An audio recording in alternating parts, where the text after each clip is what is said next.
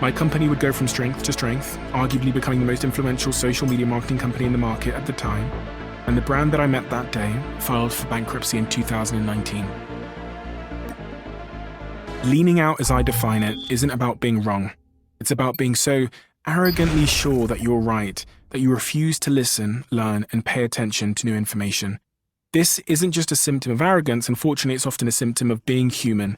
The psychological reason why people lean out of important, potentially vital information is because of this incredibly well-studied psychological phenomenon known as cognitive dissonance. Coined by the American psychologist Leon Festinger in the 1950s, cognitive dissonance describes the tension you experience when your thoughts conflict with your behavior.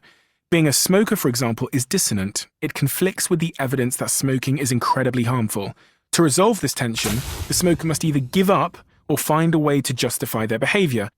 We can all think of the excuses that some smokers use, from "I only smoke on occasion" to "there are far more worse things that you can do to your body" to "why shouldn't I be free to behave how I choose?"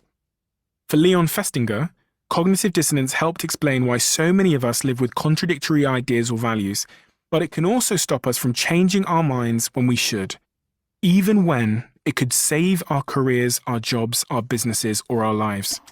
Research has shown that cognitive dissonance is most painful for us when we encounter facts or evidence that destabilize or conflict with how we see ourselves, that undermine our identity and confidence in ourselves, or that make us feel in some way threatened.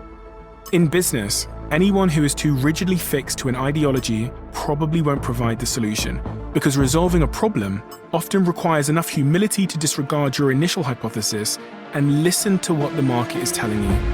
Making a public statement about your views on something, as the CEO of Intel did about mobile phones or the CEO of Microsoft did about the iPhone, risks putting an additional nail in your coffin.